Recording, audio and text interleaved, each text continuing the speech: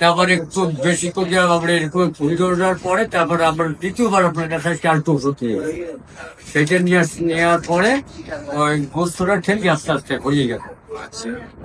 আর এখন গাড়া শুকাইলে উপরে আনলা কয় মাস হয়েছে? 1 মাস। 1 মাস। এমনকি আসসালামু আলাইকুম ওয়া রাহমাতুল্লাহি ওয়া বারাকাতুহু। সম্মানিত দেশবাসী, আমি cancer specialist doctor SM. Sarwar আপনাদেরকে একজন ক্যান্সার রোগীর সাথে পরিচয় করে দিই, আপনারা যে ক্যান্সার রোগ থেকে মুক্তি লাভ করছে। আপনার নাম কি? আমার নাম মোহাম্মদ মোহাম্মদ তুফান খান। আপনার পিতার নাম? সুলতান খান। সুলতান খান। আপনার মায়ের নাম? হাজারা হাজারা বেগম। আপনার গ্রামের নাম কি? বাড়িটাই বারুইখালী। আপনার পোস্ট অফিস? পোস্ট অফিসও বাড়ি বারুইখালী। থানা? থানা হলে মোড়লগঞ্জ। মোরেলগঞ্জ। জেলা? বাগেরহাট। বাগেরহাট। বাগেরহাটে কি কি পাওয়া যায়?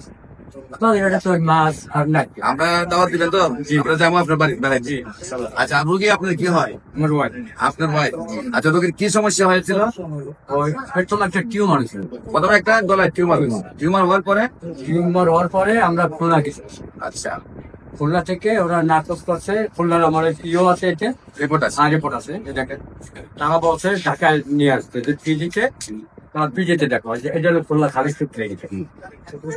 তারা বলছে আপনি ঢাকা পিজিতে নিয়ে আসেন। হ্যাঁ, তারপর আমি পিজিতে আইছি, পর পিজি দিয়া এই কেমোগুলা দিচ্ছেন? হ্যাঁ কেমো গুলা দিচ্ছে। দিয়ে কি ভালো হয়েছিলেন? না, কেমো দেওয়ার পর আমার ওয়াইফ বললো যে আমার বাড়ির পাশে যারা কেমো দিচ্ছে, 3টা রুগী মারা গেছে আমার সামনে। আচ্ছা। তাহলে আমার এমনি নিয়ে যাও, আমি কেমো আপনার এলাকাতে কেমো যারা দিছে এর মধ্যে 3 জনে দিছে, 3 জনে মারা মারা গেছে। গেছে। জি। তারপর আপনার ওয়াইফ আতঙ্ক হয়ে যায়। আচ্ছা, কেমো দেবো। তারপরে কি করলেন? এই যে দেখলাম ইউটিউবে আপনার এটা তারপরে আমার খবর পাইলেন ইউটিউবে। ইউটিউব। ইউটিউবে পেয়ে পেয়ে তারপর আমি ওই যে আপনার ওই অভিজ্ঞ ওই দিদির সাথে হ্যাঁ। সব বিস্তারিত শুনলাম। আচ্ছা। শোনার পরে আপনার ঠিকানা।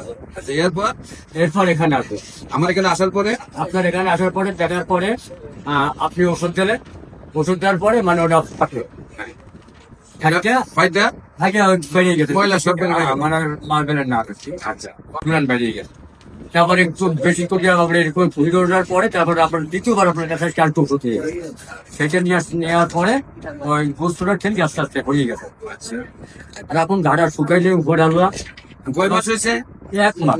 1 মাস। এমনকি এখন লেভেল হয়ে গেছে। লেভেল লাগছে। আপনি এই রিপোর্ট গুলোতে আপনার কত টাকা খরচ হয়েছে?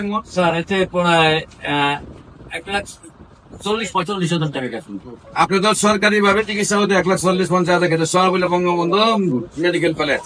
আপনি সরকারি লোন থেকে 8-10 লাখ টাকা চলে যাই। না, তারপরে আপনি কোনো রেজাল্ট পান নাই।